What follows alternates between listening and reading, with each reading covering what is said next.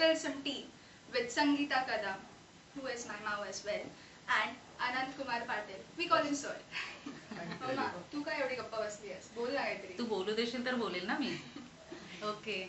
So आपल्याकडे जे आज गेस्ट आलेले आहेत ते खरं तर गेस्ट नाही आहेत, ते खूप मोठी हस्ती आहे आणि खूप मोठे मान्यवर आहेत दोघेही. संगीता कदम मॅडम ह्या मारा संस्थेच्या संस्थापिका आहेत, त्याचबरोबर मानव अभ्यास संस्था ह्या संस्थेच्या संस्थापिका आहेत आणि मीनाताई कुरुडे मुलींची रात्रशाळा या रात्रशाळेच्या त्या मुख्याध्यापिका म्हणून त्या कार्यरत होत्या. त्याचबरोबर आपल्याकडे अनंतकुमार पाटील सर आहेत. सर उत्तम वक्ते आहेत, त्याचबरोबर उत्तम प्रशासक आहेत आणि आगरकर नाईट स्कूल ते मुख्याध्यापक होते आणि त्याचबरोबर डे स्कूलच्या अनेक शाळांबरोबर त्यांनी काम केलेलं आहे मुख्याध्यापक म्हणून. मॅडमचं माराच्या अंतर्गत काम करणं आणि त्याचबरोबर मानव अभ्यास संघ याच्या अनुषंगाने जे प्राणीमित्र म्हणून तुम्ही काम करतात, आम्हाला थोडंसं आवडेल ऐकायला त्याच्याबद्दलही. नक्कीच मलाही सांगायला मजा येईल. इथे मानव अभ्यास संघ ही जी संस्था आहे, खरं तर ही आम्ही एका वेगळ्या उद्देशाने सुरू केली होती. या संस्थेचा उद्देश हा होता की जे नापास होणारे मुलं आहेत त्यांच्यासाठी काम करायचं. पास होणाऱ्यांसाठी सगळेच पुढे जातात, पण नापास झालेले असतात ना, त्याला तुला काही येत नाही म्हणजे नाकर्तेपणा हा त्यांच्यावर शिक्का लागतो. मग अशा विद्यार्थ्यांना एकत्र करून आणि त्यांना वर्गात बसवून आणि त्यांना कोणत्या विषयात नापास झाले तर अगदी महत्त्वाचे इंग्रजी आणि गणित या विषयांमध्ये, मग अशा मुलांना वेगळ्या प्रकारे गणिताचे धडे देऊन, मला वाटतं याच्यामध्ये ज्या संस्थेचे डायरेक्टर आहेत सुनील कदम, त्यांनी खूप वेगळा एक प्रयोग केला होता. त्यांचा एक नवा उपक्रम होता त्यांचा की पाढे तुम्ही कसे झटपट शिकाल. आणि याला राज्य शासनाचा 3रा पुरस्कार मिळालेला आहे तो त्यांना. तर त्याच्यामध्ये त्यांनी तो जो पुरस्कार नुसता घेऊन ठेवला नाही, तर ते त्या मुलांमध्ये त्यांनी निर्माण केलं. आणि गणित शिकायला काय लागतं तर पाढे लागतात आणि पाढे आपल्याला 2 मिनिटात कसे शिकता येतील, अगदी 30 ते 30 पर्यंतचे पाढे, ती कन्सेप्ट त्यांना शिकवली. आणि त्या याच्यातून ह्या नापास होणारे विद्यार्थी जेव्हा पास होऊन पुढे जाऊ लागले तेव्हा त्यांच्यामध्ये तो कॉन्फिडन्स निर्माण झाला, तो विश्वास निर्माण झाला की अरे आपण हे शिकू शकतो एखाद्या याच्यात नापास झाल्यावर. मग हे करत असताना त्यांच्या कॉलेज जीवनापासून त्यांना प्राण्यांची आवड होती, त्यांचे मित्र होते सर्पमित्र म्हणून, हे त्यांच्या त्या कॉलेज युगापासून त्यांच्याकडे होतं. पण लग्नानंतर हे माझ्याकडे आलं. आणि अर्थात तुमचं लग्न एका सर्पमित्राशी झालंय. सुरुवातीला असं होतं की फक्त यांना आवड आहे, परंतु यांना ते जोपासायलाही आवडतं. हे जेव्हा कळलं तर म्हटलं अरे हे काही सोडून देता येणार नाही आपल्याला, त्यामुळे आपण याच्यामध्ये रस घेऊन काम केलं पाहिजे. डोळ्याजवळ बांधला पोळा पण गुण लागला. अगदी तुमच्या म्हणीप्रमाणे की हे तेव्हा आम्ही म्हणजे ते आत्मसात केलं बघून बघून आणि असं. त्यामुळे मग सापांची भीती आणि इतर प्राण्यांना जपणं, खरं तर ही मला आई वडिलांच्या घरून पण हे होतं आलेली, काय म्हणतात, हा एक संस्कार होता. हा एक संस्कार होता की जो प्राणी आपल्याकडे येतो त्याला आपण तृप्त केलं पाहिजे, खाऊन पिऊन म्हणा किंवा प्रेमाने असं. आणि तो वारसा लाभल्यामुळे अर्थातच मी इथे एकरूप झाले. आणि इथे जेव्हा साप पकडून आणणे आणि मग त्यांना ठेवणे, पकडून आणून ते 24 तासाच्या आत हे जे आहेत फॉरेस्टचे अधिकारी आहेत त्यांच्याकडे आपण त्यांच्याकडे त्यांना ते पोहोचवणं आणि ते त्यांच्या जो क्षेत्र आहे त्याच्यामध्ये ते सोडून देणं. असं असताना काय व्हायचं की जो 24 तासामध्ये समजा ते अगोदर जो प्राणी आहे हा त्याच्या पोटात बाळ असेल किंवा अंडी असतील, अशा वेळेस तो आमच्या हातात सापडलेला होता. आणि त्यावेळेस काय झालं, एक रात्री का असेल तो आमच्याकडे आला होता आणि त्याला आम्ही ज्या सेफ एरियात ठेवलं होतं त्यात त्याने अंडी दिलेली होती. अशा वेळेचा हा एक वेगळा अनुभव होता की अरे मग अशा यांना काय करायचं. तर ते जे आहे फॉरेस्टवाल्यांना सांगितलं आम्ही की सर असं असं झालंय, आता काय करायचं. तर ते काही वेळेस असं असतं की ते हलवल्यानंतर त्यात ते बाळ निर्माण होत नाही, अशा वेळेस तेही परवानगी देतात की ठीक आहे तुम्ही यांची, आम्ही तुम्हाला ते कॅप्टिव्हिटी मध्ये ठेवायला म्हणजे हा विषारी पण आहे त्याच्यामध्ये. अंडी दिली होती तो साप, सगळ्यात पहिला साप होता तो बिनविषारी होता, पाण्यातला होता. त्याला चेकड किलबॅक इंग्लिश मध्ये बोलतात आणि मराठीमध्ये पानदिवड बोलतात. तर त्याने ती दिली होती आणि ती पण म्हणजे आमच्याकडे आल्या म्हणून की काय माहिती नाही, परंतु ते वर्षाला म्हणजे जेव्हा अंडी देतात 40 किंवा 45 अशी अंडी असतील किंवा 30-35 असतील. आणि या सापाने त्यावेळेस तो बऱ्यापैकी मोठा होता 105 अंडी दिलेली. माय गॉड. आणि ही बातमी मीडियामध्ये म्हणजे जेव्हा मी सांगितलं तेव्हा फॉरेस्टवाल्यांनीच ते त्यांना सांगितली आणि त्या स्वरूपाचं मग आम्ही त्यांना एका ठिकाणी असं सोडून दिलं.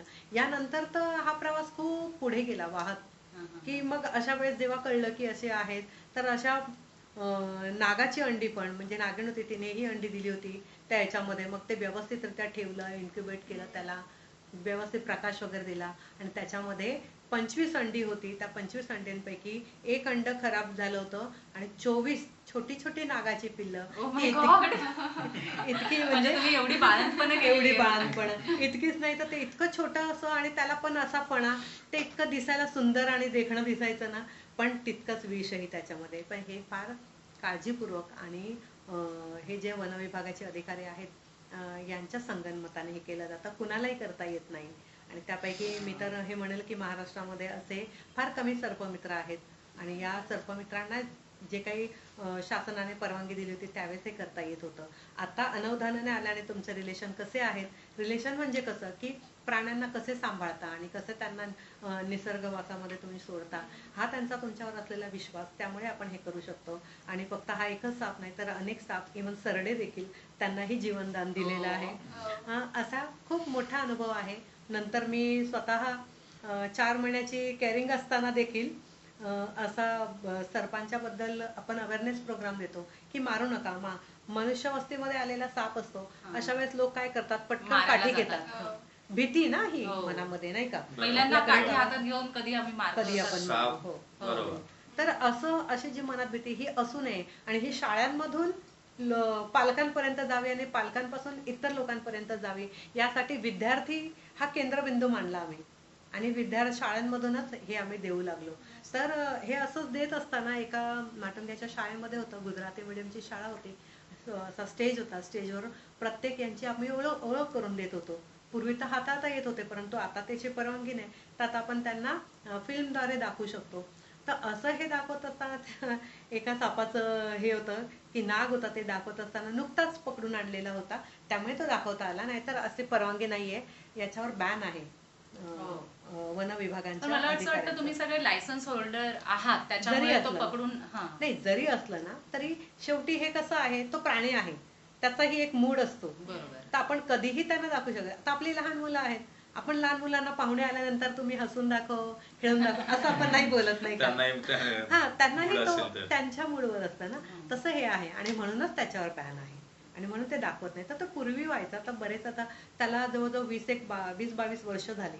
त्यावेळेस तो नुकताच आणला होता, माटुंगा एरियातूनच रेस्क्यू झालेला होता, म्हणून ते दाखवता आलं. आणि मी प्रेग्नेंट असताना मला आता इथे मी नाग हे करतोय, तू खाली जाऊन उभी राहा म्हणून मी खाली जाऊन असं टेबल होतं तिथे टेकून उभी राहिले. ते दाखवलेलं असताना काय झालं की त्या सापाने मे बी घाबरून शी केली होती, त्यात ते पाणी लागलं होतं हाताला त्यांच्या आणि तो सटकला, तो डायरेक्ट येऊन माझ्या पुढ्यात उभे राहिला. मला तिथे एकच माहिती होतं की आपण घाबरायचं नाहीये, कारण मी घाबरले तर माझं बाळ घाबरेल आणि हलायचं नाहीये. मिस्टरांनी सांगितलेलं वाक्य होतं की ब्रीथ करू नका तुम्ही फास्ट, ब्रीथ केलं ना की तो तुमचं जो रक्ताभिसरण हे वाढतं, म्हणजे शरीराचा जे प्रेशर आहे वाढतं आणि त्याद्वारे ते आकर्षित होऊन तुम्हाला ते घाबरतात, आपण त्यांना घाबरतो. हे होऊ द्यायचं नाही. म्हणून मी अगदी टॉप जर की ड्रेसचं उडत होतं ते थांबून आणि शांत राहिले. त्यामध्ये बाकीच्या सगळ्या गोष्टी मी विसरले, फक्त एकच माहिती होतं की आपण घाबरलं तर आपलं बाळ घाबरेल, म्हणून घाबरायचं नाहीये. आणि त्याचाच परिपाक म्हणजे मला नंतर झाला, तो मुलगा झाला आणि तो मुलगाही आज छान आहे. हे स्वतः सर्पमित्र आहेत. नुसते तर सर्पमित्र म्हणून ते तिथं स्थिमित राहिले नाहीये, हे सर्पमित्र घडवतात. ह्याचं उत्तम उदाहरण म्हणजे इथेच बसलेलं आहे. एक दिवस यांच्या घरी गेलेलो होतो आणि यांना कॉल आला की असा असा साप आहे, मला वाटतं आरशेप कॉलनीमध्ये. सर मला म्हणाले चला सर, मॅडम येत आहेत, आपण जाऊया. गार्डन होते, त्या गार्डन मध्ये तो साप होता.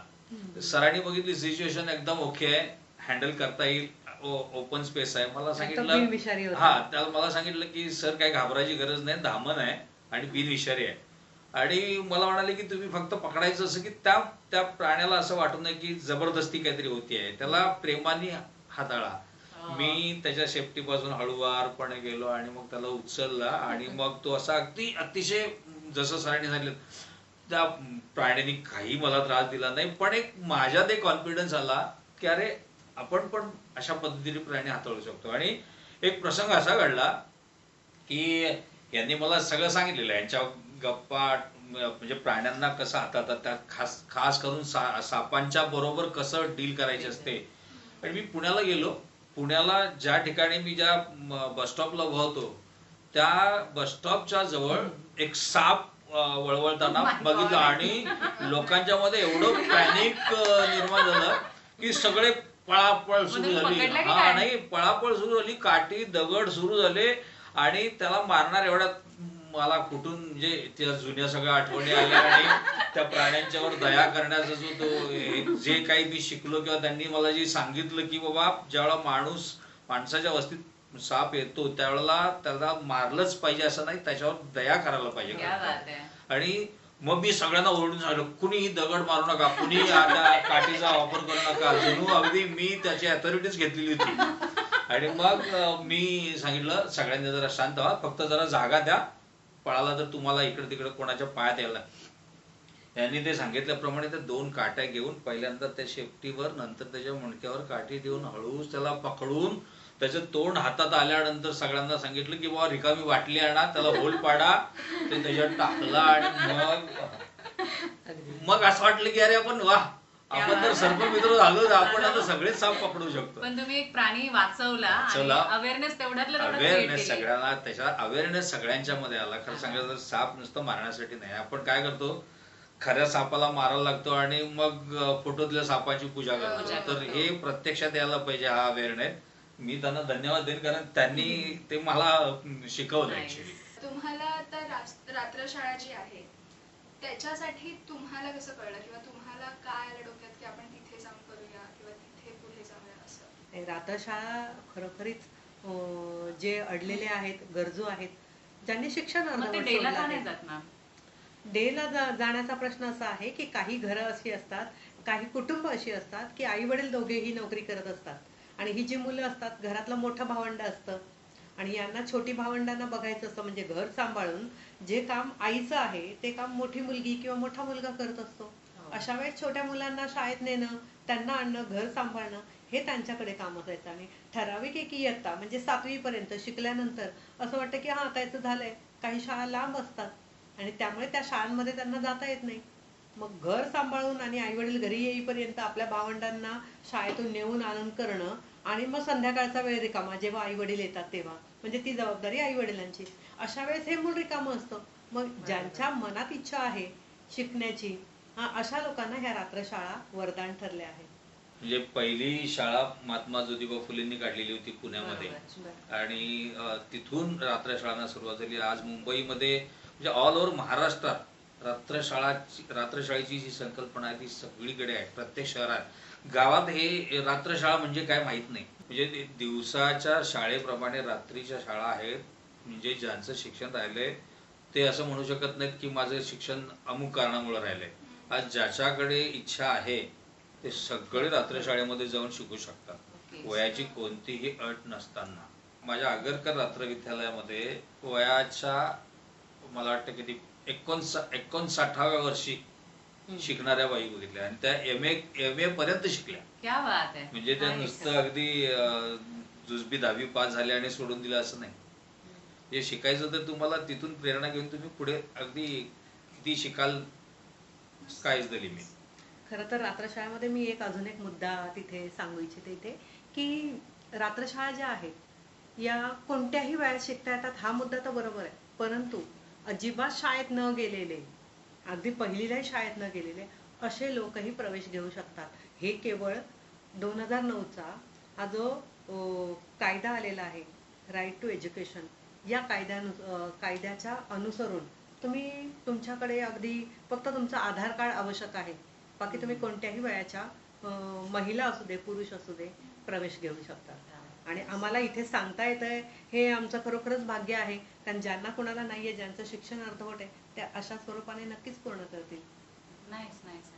पण हे तुमचं शेड्यूल फार टाईट असेल ना मग, रात्र शाळेत काम करायचं आणि तेही मुख्याध्यापक म्हणून काम करायचं, तर खऱ्या अर्थाने मुख्याध्यापक हे उत्तम प्रशासक असायला हवे. त्यांचं नेतृत्व असतं, त्यांना सगळं मॅनेजमेंट, टीम लिडिंग असं सगळंच असतं, बरोबर.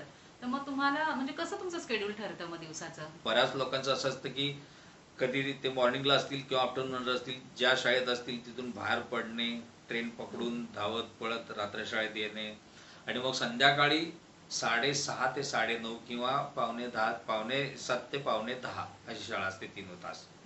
तर मग पण हे जे रात्र शाळेचं जे शेड्यूल आहे, ते दिवसाच्या शाळेमध्ये तुम्ही 6 तास शिकवतात, त्या शिक्षकांच्याकडे स्किल असतात असं समजलं जात होतं पूर्वी.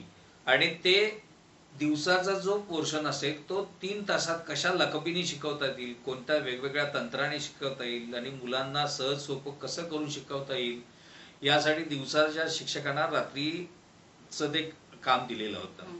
मी ज्यावेळेला शिक्षक म्हणून लागलो, नाईट स्कूलला मी ज्यावेळेला गेलो इंटरव्ह्यूला, त्यावेळेला मला सांगितलं होतं की रात्र शाळेचा पगार महिन्याचा किती आहे तुम्हाला माहिती आहे का? म्हटलं मला नाही.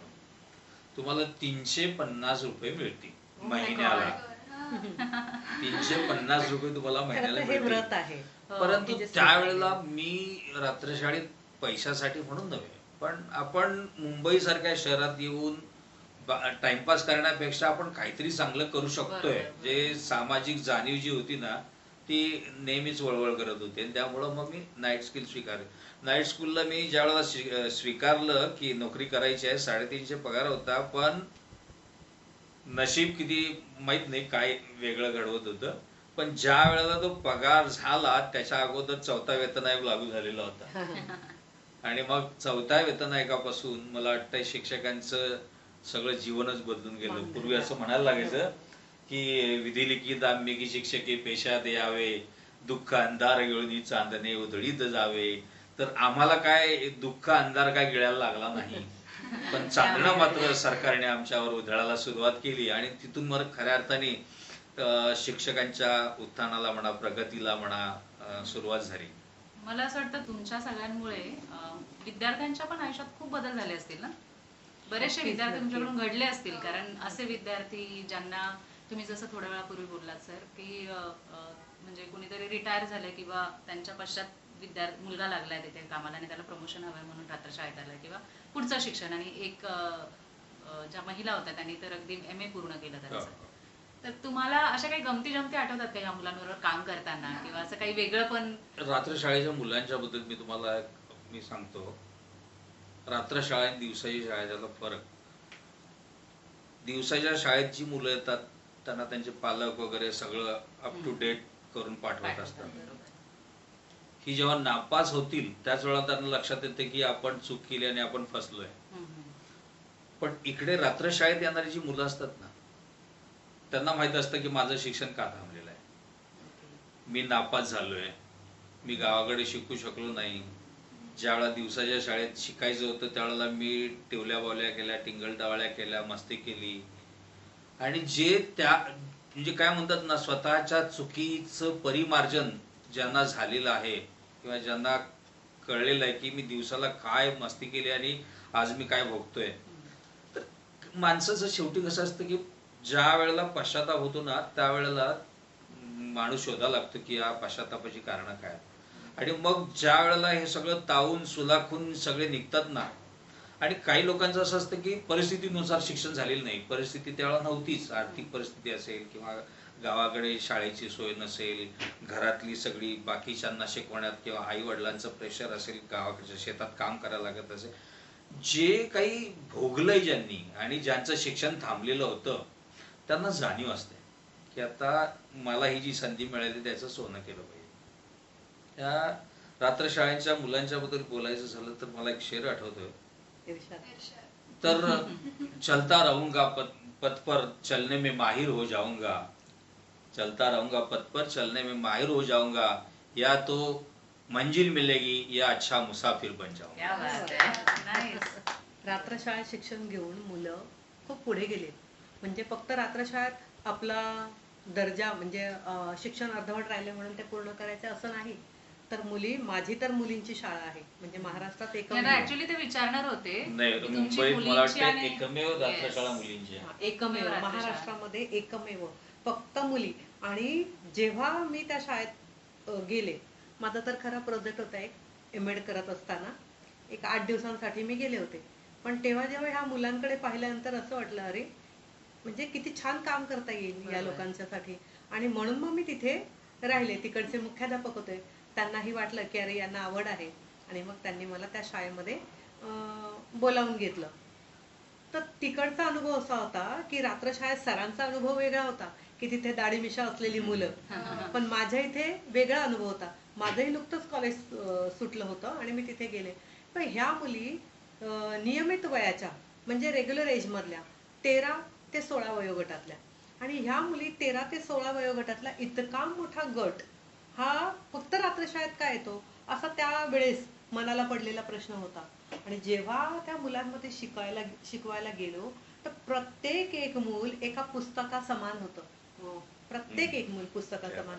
प्रत्येकाच्या सिच्युएशन, प्रत्येकाची परिस्थिती वेगळी, प्रत्येकाचं कुटुंब वेगळं, आणि ते फेस करत असलेले जे प्रश्न आहेत किंवा जे प्रसंग आहेत तेही वेगळे. यातून इतकं घडायला मिळालं, इतकं शिकायला मिळालं. मी त्यांना शिकवायला नाही, तर मी स्वतःच शिकायला गेले तिथे. आणि त्या शिक्षणाचा परिपाक म्हणून संधी मिळाली. 6 वर्ष तिथे शिक्षिका म्हणून होते, त्यामुळे मुलांच्या मनात पसरता येऊ लागलं मला. आणि मुलांच्या मनात जेव्हा मुलींना कळलं की या मुलांना समाजामध्ये स्वतःचं किंवा कुटुंबामध्ये स्वतःचं असं अस्तित्वच नव्हतं, की हे कोणीतरी आहे, काहीतरी करू शकतील, इतर मुलांसारखे फक्त बसणं उठणं, आणि संस्कार तर त्याही पेक्षा नाही, जे फक्त गल्ली बोळातलं जे काही बोलणं आहे, पण बंबईया हिंदी म्हणतो तशा, म्हणजे हिंदी मराठी असं टपोरी. सगळं मिक्स, काहीतरी वेगळं. आणि त्यांचे जे शब्द ऐकून आम्हाला हसू यायचं की अरे असंही बोललं जातं, कारण आपण वेगळ्या स्तरातून आलेलो असतो अशा वेळेस. आणि मग समजावावं लागायचं, अरे असं नाही, असं बोल. मग सुरुवातीला मुलं घाबरून असायचे की बाई असं काय बोलतायत किंवा का. आणि त्यावेळेस त्यांना बोलतं केल्यानंतर कळलं की मुलांना फक्त प्रेम हवं असतं, आणि त्या हो. प्रेमातून, शाबासकीतून त्यांना ते मोटिवेट होत जातात. आणि इतके चांगले मोटिवेट होतात ना, की जी मुलं नाकारलेली असतात, की जिला टाकून दिलेली असतात, अशी मुलं येतात आणि त्यांना जे प्रेम मिळतं, त्या प्रेमातून, त्या शिक्षणातून, त्या मोटिवेशन मधून ते इतके छान शिकतात की माझ्या शाळेत झालेल्या मुली, म्हणजे मला अभिमानाने सांगायला आवडेलही इथे Yes, की yes. तिथे त्या मुली डॉक्टर झाले आहे, BDS झाले आहे, दुसरी मुलगी मॉडेल आहे, म्हणजे फक्त शिक्षणात नाही क्या बात तर आहे. या बाबतीतही मॉडेल आहे. आणि तिसऱ्या मुलगी बघितली, म्हणजे अशा बऱ्याच आहेत, पण अगदी सांगता येण्यासारख्या नोटरी झालेल्या आहेत वकील होऊन. आणि काही तर नामांकित बँकेमध्ये आणि कॉर्पोरेशन मध्ये अशा चांगल्या ठिकाणी आहेत. एक तर आय स्पेशालिस्ट होते आहे. आणि सगळ्यात महत्त्वाची गोष्ट म्हणजे दिवसाच्या शाळेमध्ये जेव्हा आपण मुलांना बक्षिसं मिळतात किंवा शिष्यवृत्त्या मिळतात, तर ह्या रात्रशाळेतल्या मुलांनाही मिळतात बरं. अच्छा. त्या कशा, तर या विद्यार्थ्यांना रात्रशाळेत शिकवत असताना जे पर्सेंटेज मिळतात, हम्म. म्हणजे दिवसाच्या शाळेप्रमाणेच 10वीची परीक्षा होते, त्यांच्याच बरोबर यांची परीक्षा असते, तोच अभ्यासक्रम असतो आणि तितकाच मोठा अभ्यासक्रम असतो.